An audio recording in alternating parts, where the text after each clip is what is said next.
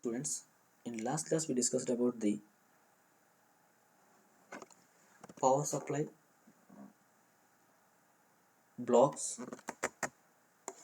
So different types of blocks present in the power supply, that are rectifiers, filters and voltage regulators.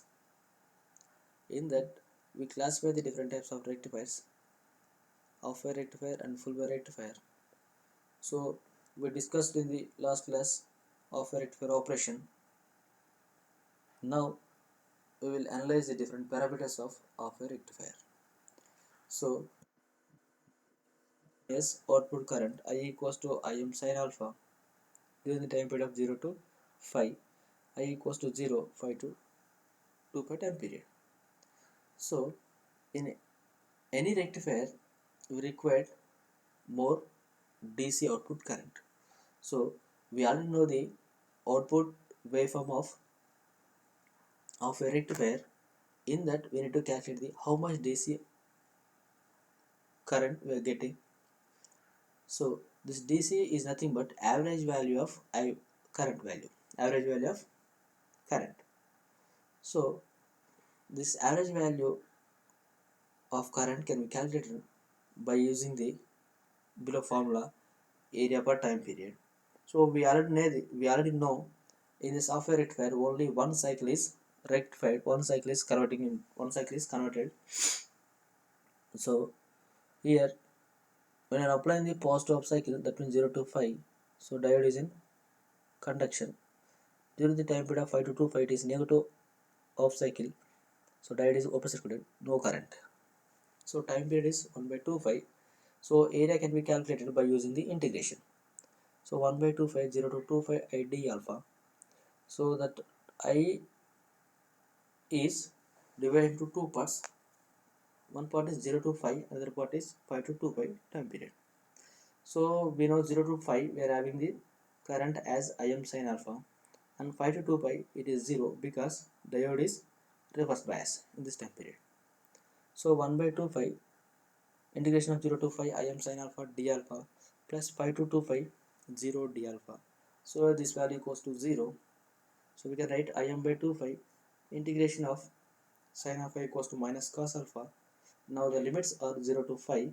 So now it becomes Im by 2 5 into 2.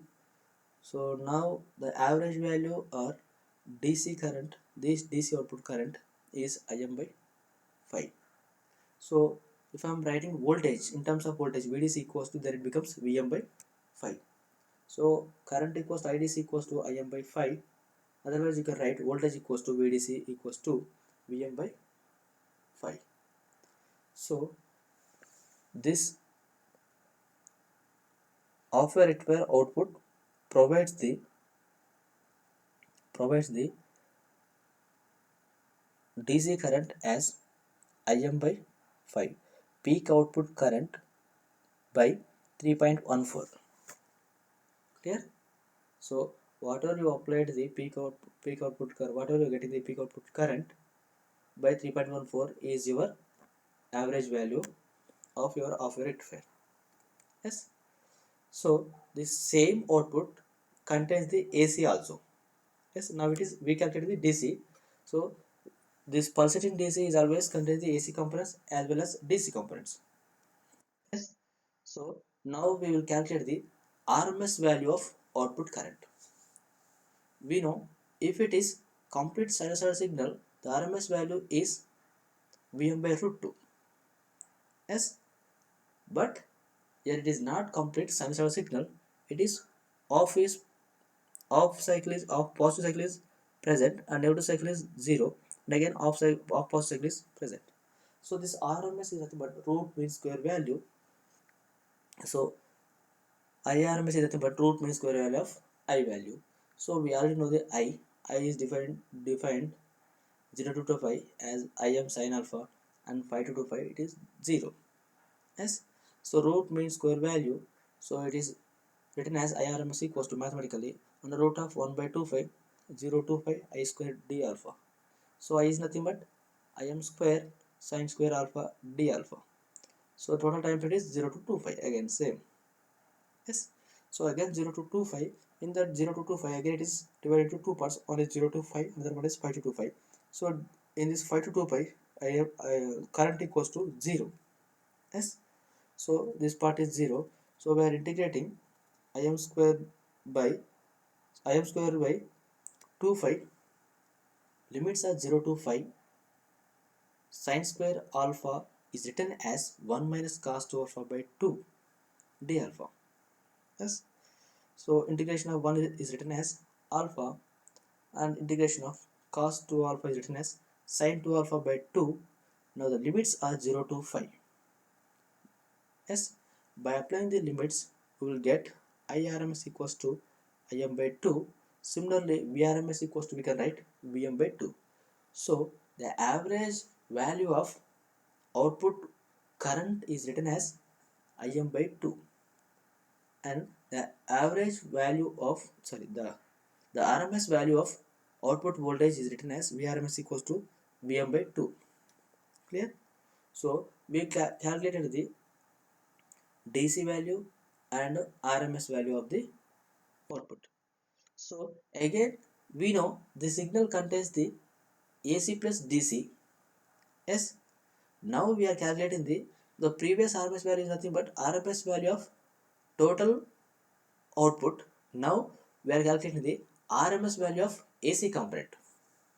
Yes, so the output of rectifier is pulsating DC, which is a combination of DC plus AC components. So total current I is written as DC components, that means DC current plus AC current. So we already know the DC parameters is always represented with the capital. So the written DC component as IDC, suffix DC indicates the DC value, and small I indicates the AC components. So total current I is written as IDC plus I dash. This I dash is nothing but AC component present in the pulsating DC. So now we need to calculate the RMS value of AC component. It is nothing but I dash of RMS value. For that we need to know the I dash value. So I dash value can be written as I minus IDC. Yes, we already know the I value and IDC value. Yes, so I dash is nothing but I dash of RMS is nothing but RMS value of I dash. It is nothing but under root of again 1 by 25 0 to 25 I dash square d alpha. So I dash is nothing but I minus IDC. Just replace this I dash with I minus IDC. By substituting that, you can write under root of 1 by 25 0 to 25. So by applying the a minus b whole square, so now we can write I square minus 2i IDC plus IDC square d alpha. So by writing separately 1 by 25 0 to 25 I square d alpha, this value we already know, it is RMS value of output current. Yes, this is 1 by 25 0 to 25 I square d alpha is nothing but RMS value of output current, total RMS value of, means RMS value of total output current. So we already derived this one. Yes, and 1 by 25 I square DC 0 to 25 d alpha. So it is integration of 1 integration of 0 to 25 d alpha. It is, we can write 1 d alpha equals to alpha, limits are 25 to 0. So now this 25 cancel, you can get only I square DC.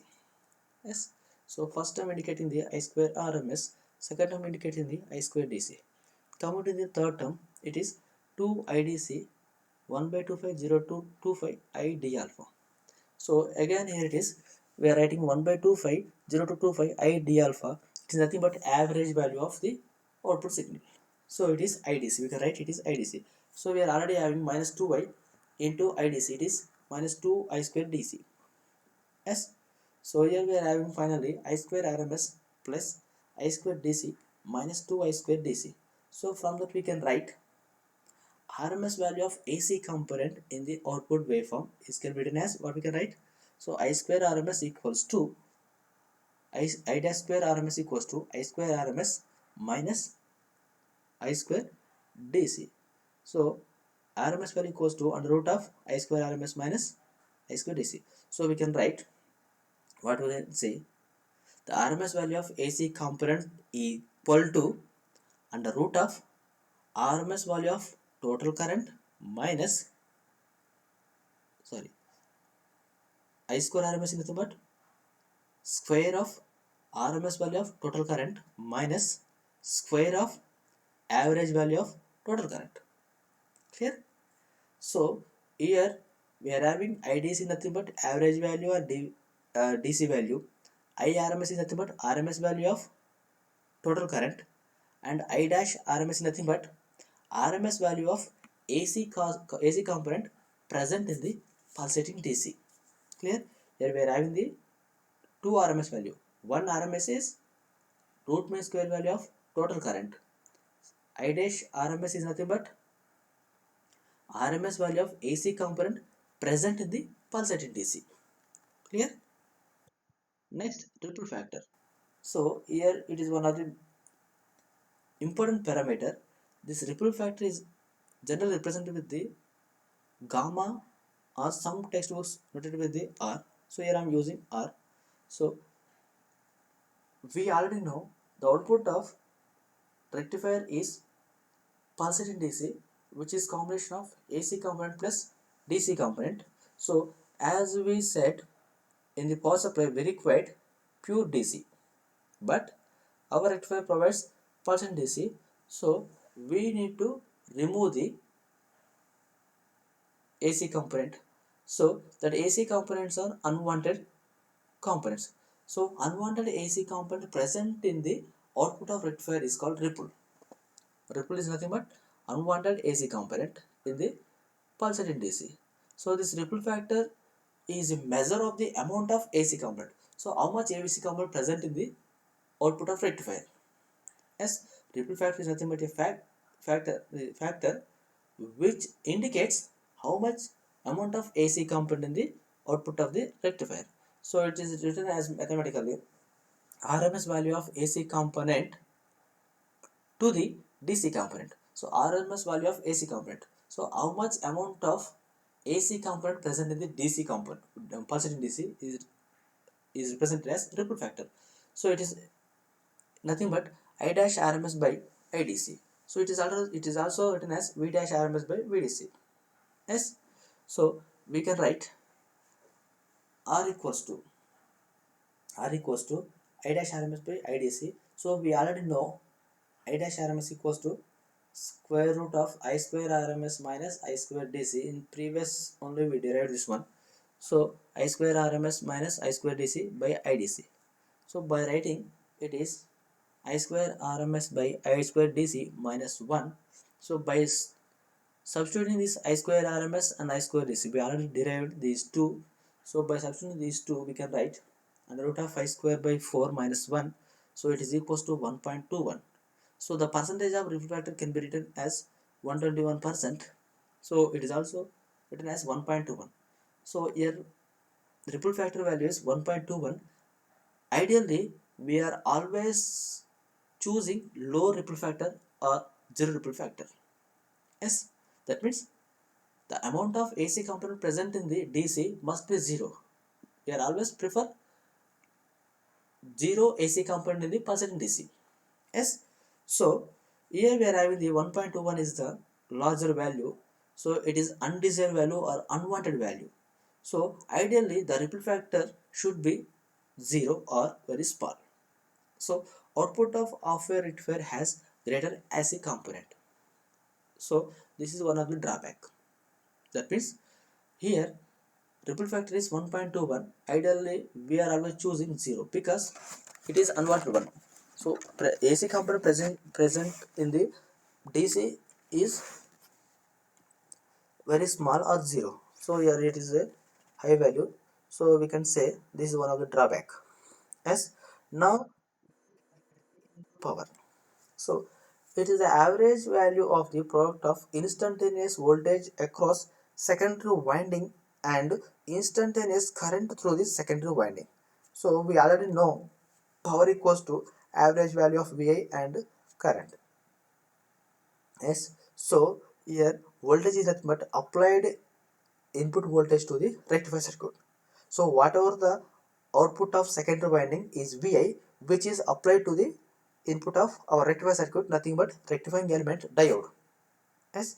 So it is written as 1 by 2 pi 0225 Vi into I d alpha. Yes. So we are writing 1 by 2 pi. So Vi is nothing but current flowing I into resistance offered by the circuit. How much resistance is offered? Here we can say total resistance is nothing but load resistance plus resistance offered by the diode. So it is named as RF. We already know. Yes. So total current flowing in the circuit is I. So input voltage Vi equals to what we can write? Current into resistance offered by the circuit. It is nothing but RF plus RL into I d alpha. So we can write this RF and RL are constant. So we are writing RF and RL are outside the integration. 1 by 2 pi 0 to 2 pi I into I square d alpha. Again we know 1 by 2 pi 0 to 2 pi I square d alpha can be written as I square RMS value. So input power Pi can be written as RF RL into I square RMS value. So now we know the input power of our rectifier circuit. Yes, we are always considering that input power of the rectifier, any rectifier, not only half a rectifier. So any rectifier we are considering the average value of product of instantaneous voltage across the secondary winding and instantaneous current through the secondary winding. So how much current flowing into the secondary winding and voltage drop across the secondary winding, it is Vi. Yes. So now it is written as Pi equals to Rf plus RL into I square RMS. This is input power of a rectifier. Efficiency of the rectifier can be calculated. Yes. So how can you calculate it? Efficiency is always defined as output by input. Yes. So it is measure the ability of rectifier to convert input into DC. So how much ability to convert from AC input to the DC output power. Yes. So we can define as output as DC output power. So we can write it as PDC, and input power is PI. It is nothing but the power delivered by the secondary winding. Power delivered by the secondary winding. So it is also defined as efficiency of rectifier can be defined as power delivered by the DC power delivered by the rectifier to the secondary winding power delivered. It is nothing but PI. So PDC by PI. So the efficiency of rectifier is written as PDC by PI into 100. So we already know PDC equals to I square DS into RL. The power delivered at the load is nothing but I square DC into RL, and PI is already we derived in previous I square RMS into RL plus RL. So we already know the DC value, IDC value, it is Im by 5. So I square DC equals to I square M by 5 square, and we already know RMS value of current, I total current, it is Im by 2. So I square RMS equal to I square M by 4. So by substituting all the values, we can get percentage of efficiency is equals to 40.5 into RL by RF plus RL. So if I am assuming my diode is ideal diode, there is no forward resistance, there is no drop across the diode, so RF equals to 0, RL both will cancel. The maximum efficiency of my off-air rectifier is 40.5 only. Yes, so we can say it is also one of the drawback in my off-air rectifier. Here we can achieve maximum only 40.5. It is when I am assuming my diode is ideal. Yes, so the efficiency of off-air rectifier is 40.5. It is very small. So the efficiency of off-air rectifier is also very small. So it is also one of the drawback. Yes, ripple factor is 1.21 and efficiency is 40.5. Clear? So we'll discuss some of the parameters of off-air rectifier in next class. Thank you.